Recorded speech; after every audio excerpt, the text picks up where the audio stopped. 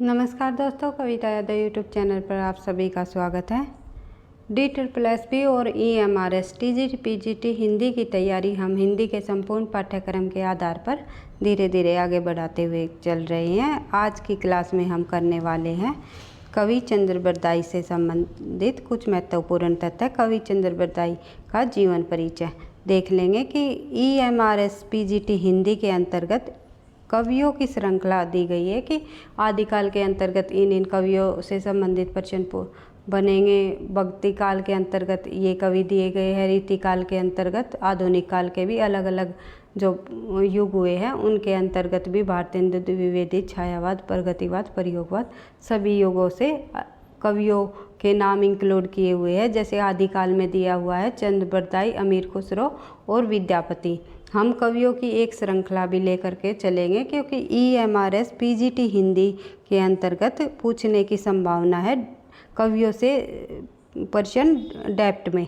क्योंकि हमने वैसे तो जैसे पृथ्वीराज रासो को हमने किया था तो चंद्र बरदाई का कुछ महत्वपूर्ण तथ्यों को हमने कर लिया था। जन्म और उनके जो मृत्यु है इससे संबंधित हमने प्रश्न पूछ कर लिए थे, लेकिन हमने इतना डेप्थ नहीं किया था जो जिस तरह इन्होंने EMRS के पाठ्यक्रम में बिल्कुल एक एक कवियों को इंक्लूड किया हुआ है उनके नाम के साथ कि ये इन कवियों से संबंधित प्रश्न पूछे जाएंगे। तो इन्हीं को ध्यान में रखते हुए PGT हिंदी EMRS के पाठ्यक्रम को ध्यान में रखते हुए हम कवियों की श्रृंखला को भी शुरू करने जा रहे हैं। तो बढ़ते हैं आज की क्लास में हम कवि चंद्र बरदाई के जीवन परिचय देख लेते हैं। कवि चंद्र बरदाई से संबंधित जन्म स्थान देख लेंगे। इनका जन्म स्थान कहाँ हुआ? लाहौर में, ये हमने कर लिया था। जन्म स्थान, जन्म काल देख लेंगे 1168 ईस्वी। अगर ईस्वी में पूछ लिया जाए तो 1168 और विक्रमी संवत में पूछ लिया जाए तो 1225 विक्रमी संवत और 1249 ईस्वी तक ये रहे। उसके बाद उनका उसके बाद ये दुनिया छोड़ करके चले गए। और ये किनके अनुसार है? आचार्य रामचंद्र शुक्ल के अनुसार। आचार्य रामचंद्र शुक्ल ने जो अपने आदिकाल को 4 प्रकरणों में बांटा है उनके अंतर्गत चंद्र बरदाई को तीसरे नंबर का कवि माना है। इन्होंने 2 कवियों इससे पहले चंद्र बरदाई से पहले 2 कवियों के बारे में और उन्होंने वर्णन किया हुआ है। तो ये भी पूछ सकते हैं आचार्य रामचंद्र शुक्ल ने अपने इतिहास ग्रंथ में चंद्र बरदाई को किस नंबर का कवि माना है? तो ये माना है इन्होंने तीसरे नंबर का। तो प्रसिद्धि की बात करें चंद्र बरदाई को हिंदी के प्रथम महाकवि माने जाते हैं। महाकाव्य का नाम है इनका पृथ्वीराज रासो। इतनी कम उम्र में इन्होंने एक पृथ्वीराज रासो नाम का एक महाकाव्य लिख दिया जो कि बहुत प्रसिद्ध हुआ। और कुछ अंतिम भाग इनका रह गया था पृथ्वीराज रासो का, जो कि उनके पुत्र जलहन ने उसे पूरा किया।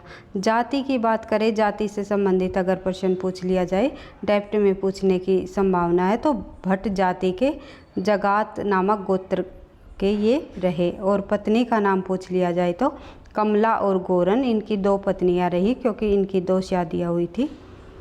बच्चे इनके 10 लड़के और 1 बेटी। सबसे छोटा पुत्र था उनका जलहन। मित्र का नाम पूछ लिया जाए तो सम्राट पृथ्वीराज चौहान। पृथ्वीराज चौहान के दरबारी कवि भी रहे। पृथ्वीराज चौहान इनका मित्र भी रहा। राजा भी थे पृथ्वीराज चौहान और मित्र भी थे। ऐसा माना जाता है कि दोनों बिल्कुल हमेशा साथ रहते थे। और बाद में जैसे जब चंद्र बरदाई दिल्ली आकर रहने लगे तो पृथ्वीराज के ही साथ आकर ये अपना जीवन व्यतीत करने लगे। देख लेते हैं चंद्र बरदाई का जन्म 1225 ईस्वी में को लाहौर में हुआ। ये जाति से राव या भाट के थे। उनका अधिकांश जीवन महाराजा पृथ्वीराज चौहान के साथ दिल्ली में ही बीता था। ये तथ्य हमने कर लिया। महाकवि चंद्र बरदाई ने 2 बार शादियाँ की थी। तो उनकी पत्नियों के नाम क्या थे? कमला और गोरन, जिनसे उन्हें 10 लड़के और 1 लड़की प्राप्त हुई। बढ़ते हैं आगे। भारत के अंतिम हिंदू सम्राट पृथ्वीराज चौहान के खास मित्र थे और साहित्य में निपुण होने के कारण सम्राट इन्हें बाद में अपना मुख्य दरबारी कवि नियुक्त कर दिया। ये साहित्य में निपुण थे इसलिए सम्राट ने इन्हें अपना दरबारी कवि मान लिया और पृथ्वीराज चौहान इनके खास मित्र थे। कहा जाता है कि चंद्रबरदाई व पृथ्वीराज चौहान एक ही दिन जन्मे और एक ही दिन इनकी मृत्यु हो गई। ये मान्यता है कि ये माना गया है, कई शास्त्रों में भी कहीं मिला है कि पृथ्वीराज चौहान और चंद्रबरदाई का जन्म भी एक दिन हुआ और इनकी मृत्यु भी एक दिन हुई। पृथ्वीराज महाकवि चंद्रबरदाई की मृत्यु के बारे में कोई प्रमाणिक तिथि तो प्राप्त नहीं हुई है अभी तक, लेकिन रासो ग्रंथ में महाकवि चंद्रबरदाई की पंक्तियों से इस बात का जिक्र है। यानी कि जो रासो ग्रंथ में पृथ्वीराज रासो ग्रंथ मिला है हमें, उसमें ये लिखा गया है कि एक थाल जन्म एक थाल मरण, यानी कि एक ही दिन उनका जन्म हुआ और एक ही दिन उन्होंने ये संसार छोड़ दिया। बढ़ते हैं आगे। महाकवि चंद्रबरदाई षट भाषा, व्याकरण, काव्य साहित्य, छंद शास्त्र, ज्योतिष, पुराण, नाटक आदि विषयों के विद्वान रहे। चंद्रबरदाई जो महाकवि चंद्रबरदाई रहे, इन विषयों के वे विद्वान रहे थे। और ये इम्पोर्टेंट पॉइंट है भाई, जालंधरी देवी के इष्ट से ये अदृष्ट काव्य रचना में निपुण थे। तो ये प्रश्न बन सकता है, अगर डेप्थ में प्रश्न पूछ लिया जाए तो चंद्रबरदाई पर किन का प्रभाव था या किस इष्ट को मानते थे, इस तरह प्रश्न पूछ ले देंगे कि अदृष्ट काव्य की रचना वे किस इष्ट से प्रभावित होकर करते थे, इस तरह प्रश्न बन जाएंगे। बढ़ते हैं आगे। आचार्य शुक्ल ने हिंदी साहित्य का इतिहास ग्रंथ में लिखा है कि उन्होंने अपने हिंदी साहित्य के इतिहास ग्रंथ में लिखा है, शुक्ल ने क्या, कि चंद्रबरदाई 1225-1249, यानी कि चंद्रबरदाई का जन्म उन्होंने बताया 1225 से 49, मात्र 24-25 वर्ष की आयु में ही इन्होंने ये संसार छोड़ दिया। और इतनी कम आयु में उन्होंने इतने एक महाकाव्य की रचना की जो अत्यधिक प्रसिद्ध हुआ। तो देख लेते हैं, ये हिंदी के प्रथम महाकवि माने जाते हैं और इनका जो पृथ्वीराज रासो है हिंदी का प्रथम महाकाव्य भी माना गया है। महान कवि आचार्य रामचंद्र शुक्ल ने स्वयं अपने एक काव्य में हिंदी साहित्य के इतिहास में लिखा था कि चंद्रबरदाई हिंदी साहित्य के पहले महाकवि हैं। तो ये बात किसने लिखी थी? आचार्य रामचंद्र शुक्ल ने चंद्रबरदाई के बारे में लिखा था कि ये हिंदी के पहले महाकवि है और इनकी रचना पृथ्वीराज रासो हिंदी का पहला महाकाव्य है। ये दोनों तथ्य याद रखने हैं कि हिंदी के पहले महाकवि चंद्रबरदाई और हिंदी का पहला महाकाव्य पृथ्वीराज रासो। किनके अनुसार? आचार्य रामचंद्र शुक्ल के अनुसार। इसके कुछ उदाहरण हमें कैसे, और बाद में जैसे ये एक पॉइंट रह गया कि बाद में इनका जो पृथ्वीराज रासो है अंतिम भाग इनका अधूरा रह गया था और वे पूरा ना कर पाए, तो बाद में जो उनका पृथ्वीराज रासो का अंतिम भाग है वो उनके पुत्र जलहन ने पूरा किया। ये जो जलहन ने पूरा किया, ये तथ्य हमें इस उदाहरण में मिलता है कि पुस्तक जलहन हाथ दे चली जगन्नत काजे। तो इस पंक्तियों से हमें ये समझ आता है कि इनका जो पृथ्वीराज रासो ग्रंथ है वो अधूरा रह गया था, वो उनके पुत्र ने पूरा किया। बढ़ते हैं नेक्स्ट पॉइंट पर। मिस्र बंधुओं ने इसे क्या कहा? हिंदी का चासर कहा। मिस्र बंधुओं के बारे में पूछ लेंगे कि मिस्र बंधुओं ने इन्हें क्या कहा, तो हिंदी का चासर। इन्होंने एक ही ग्रंथ पृथ्वीराज रासो की रचना की जो प्रबंधात्मक महाकाव्य की श्रेणी में आता है। कई बार परीक्षा में पूछा जा चुका है कि पृथ्वीराज रासो किस प्रकार का महाकाव्य है, खंड काव्य है, प्रबंधात्मक का महाकाव्य है। तो आंसर हो जाएगा हमारा प्रबंध काव्य। नरोत्तम स्वामी ने इसे मुक्तक रचना माना। नरोत्तम स्वामी जी ने क्या माना? इसे एक मुक्तक रचना माना है, ये भी पूछ सकते हैं। शुक्ल ने इसे प्रथम महाकाव्य माना है, ये पहले कर चुके हैं। शुक्ल के अनुसार चंद्रबरदाई हिंदी साहित्य का प्रथम महाकवि है, ये पॉइंट हमने कर लिया। इस रचना में इन्होंने 16,306 पद और श्लोक, वीर रस, श्रृंगार रस, अनुप्रास, यमक, अलंकार और 26 छंद का अधिक प्रयोग किया। ये तथ्य हमने पृथ्वीराज रासो कराया था, जो मैंने बिल्कुल डिटेल से एक एक तथ्यों को बारीकी से समझा दिया था। जिस भी बच्चे ने हमारी आदिकाल के अंतर्गत आदिकाल में पृथ्वीराज रासो से संबंधित क्लासेस नहीं देखी है तो पिछले वीडियो में जा कर के आप प्लेलिस्ट में भी जा कर के आप क्रम वाइज सभी आदिकाल के सभी क्लासेस को देख सकते हैं। तो मैं दोबारा से नहीं करा रही इन तथ्यों को ज़्यादा डीपली, क्योंकि ये मैं पहले करा चुकी हूँ पिछली वीडियो में। अब सिर्फ फोकस है हमारा चंद बरदाई पर। हम एक एक कवियों के जीवन परिचय को कर रहे हैं, तो ज़्यादा तथ्य हमारे कवि से संबंधित ही रहेंगे, उनकी रचनाओं से संबंधित। तो हम जैसे जो हम कर लेंगे उनको स्किप करते हुए चलेंगे, क्योंकि जो तथ्य हम कर चुके हैं वो फिर जो मुख्य मुख्य पॉइंट है उनको तो हम रिवाइज कर लेंगे, लेकिन डेप्थ नहीं करेंगे। डेप्थ करेंगे हम इनके जीवन परिचय को के परीक्षा के बदलते पैटर्न के आधार पर किस प्रकार से प्रश्न पूछे जा सकते हैं, ताकि कोई एक भी तथ्य हमारा छूटे ना और हमारे सारे कवि पाठ्यक्रम के अनुसार कंप्लीट हो जाए परीक्षा तक। ये हमारा टारगेट है। हमारा टारगेट है कि हम DEET और EMRS की परीक्षा तक हमारे हिंदी के संपूर्ण पाठ्यक्रम को एक बार कंप्लीट कर ले और फिर प्रैक्टिस सेट को भी करते हुए चलेंगे। नायक पृथ्वीराज चौहान, धीरोदत्त और नायिका कन्नौज के राजा जयचंद की पुत्री संयोगिता रही। तो पृथ्वीराज रासो के नायक पृथ्वीराज चौहान और नायिका संयोगिता पुत्री। वह राजधानी और युद्ध क्षेत्र सब जगह पृथ्वीराज के साथ रहे। चंद बरदाई के बारे में बताया हुआ है कि मतलब दिल्ली में भी रहे और युद्ध क्षेत्र में भी, जहाँ पर भी वे जाते थे पृथ्वीराज चौहान जहाँ जाते थे उनके साथ साथ रहते थे। उनके जो राज कवि रहे हैं और मित्र रहे हैं, दोनों राज कवि भी इनके चंद बरदाई रहे हैं और मित्र के रूप में भी रहे हैं। बाद में उन्हें अपना सेनापति भी बना लिया था। उनकी विद्वता का काल 12वीं सदी है। चंद बरदाई का प्रसिद्ध ग्रंथ पृथ्वीराज रासो है, ये हमने देख लिया। इनकी भाषा को भाषा शास्त्रों ने पिंगल कहा है। पृथ्वीराज रासो की भाषा को पिंगल कहा है, जो राजस्थान में ब्रज भाषा का पर्याय है। इसलिए चंद बरदाई को ब्रज भाषा का प्रथम महाकवि भी माना जाता है। एक तथ्य और हमें नया मिला है कि ब्रज भाषा हिंदी का प्रथम महाकवि किसे माना गया है, तो वो भी चंद बरदाई को माना गया है। बढ़ते हैं आगे। जैसे कि अमीर खुसरो को खड़ी बोली का प्रथम कवि माना गया है।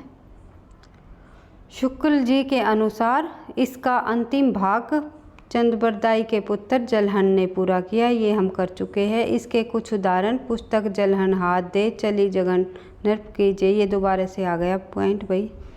इसके बाद देख लेते हैं हम चंद बरदाई के प्रमुख दोहे, क्योंकि ये भी पूछ सकते हैं। एक तो दोहा ऐसा प्रसिद्ध होता है, जैसे ये पुस्तक वाला है कि कई बार परीक्षा में पूछा गया है ये किसकी पंक्तियाँ है या किस कवि द्वारा लिखी गई है, तो ये हो जाएगा, या किस ग्रंथ से संबंधित है।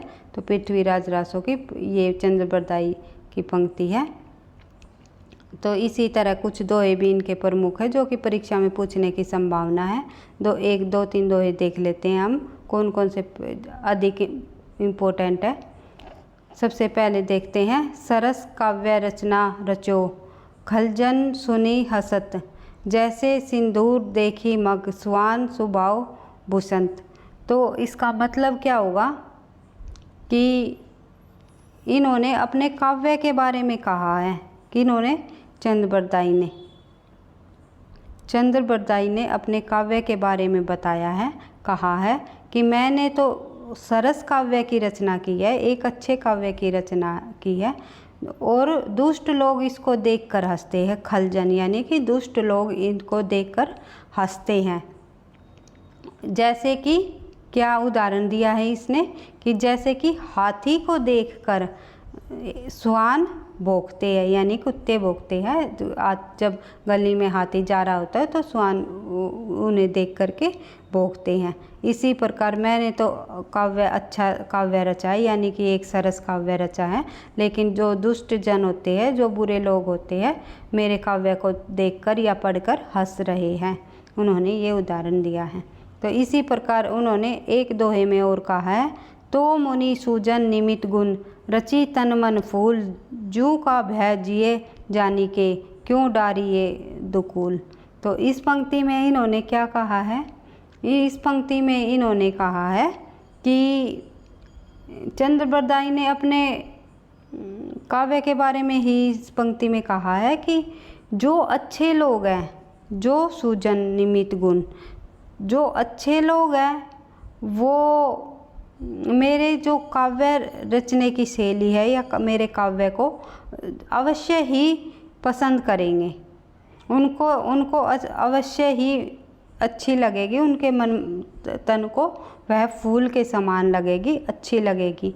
जू का भय जय जानी के क्यों डारी दुकूल। अगर जुओं का भय पहले प्राचीन काल पहले जुएं हो जाती थी सिर में, तो जुओं का भय जान करके क्या जो सर पर ओढ़नी ओढ़ते हैं, क्या हम उसी को घेर देते हैं?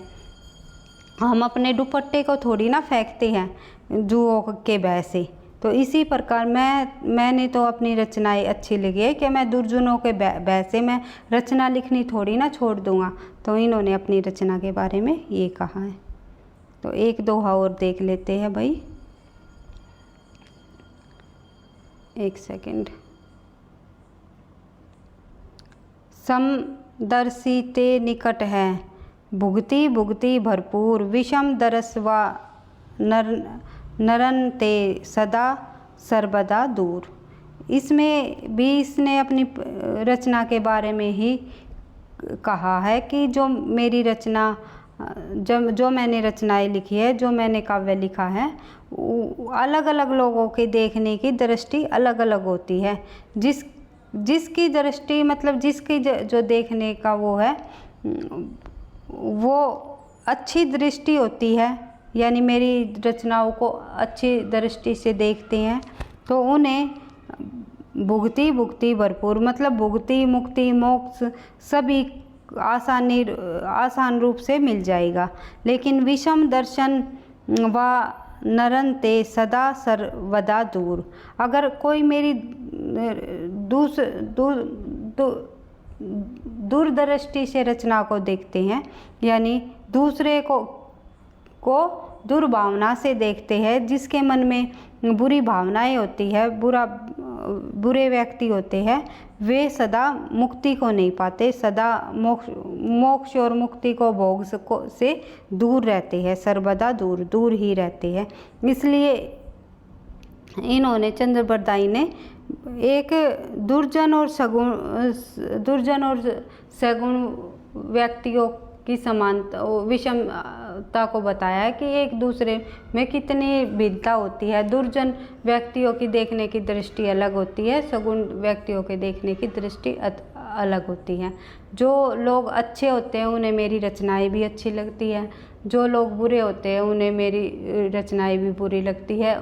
जो लोग बुरे होते हैं उनकी दृष्टि से अगर हम महसूस करें, उनके सोचने के उसको हम देख ले कि हाँ ये इनको अच्छी नहीं लग रही, तो क्या मैं लिखना थोड़ी ना छोड़ दूँगा। तो इस तरह इन्होंने अपने काव्यों में समझाया हुआ है। तो ये इनके 3 दोहे अत्यधिक महत्वपूर्ण है, क्योंकि बार बार परीक्षा में पूछे गए हैं कि ये दोहा किस लेखक द्वारा लिखा गया है, आदिकाल में किसका है। ये है चंद्रबरदाई का दोहा।